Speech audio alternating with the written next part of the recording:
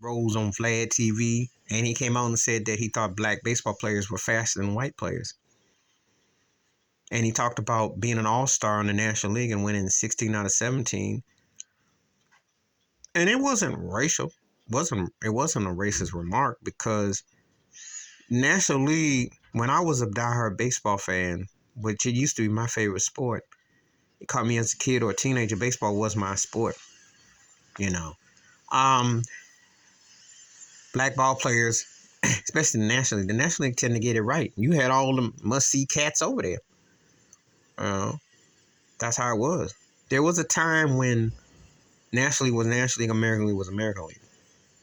I know you can't imagine it now. In the last interleague play and everything has changed as the American League's dominated. But there was a time when there were more African American ball players too, not so many Latin American. They always had Latin American players and from the islands and stuff, but they had black born players. They don't hardly do that no more. They got some, not as many as they should, but that's another video, another story. But Pete Rose was to baseball to me like Larry Bird was to basketball. He eat it, he drank it, he slept it.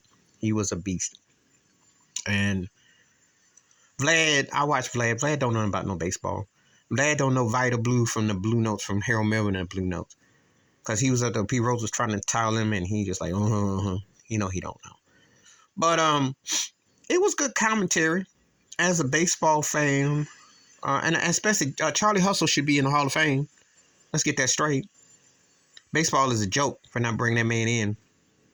You're too important and was too big of a player. He should be a Hall of Famer. And he knew his stuff. One of the greatest baseball players ever. You know, front line, hook line, and sinker. That's a tough dude. And, you know, so... but it was an interesting story when he got to that point, because he's talking about playing with Hank Aaron and Willie Mays and Clemente, you know, talking about it. And I understood what he was saying, because I remember when the Pittsburgh Pirates used to have more predominantly great players like Willie Stargell, pardon me, Bill Madlock, Mad Dog, and Dave Parker, the Cobra.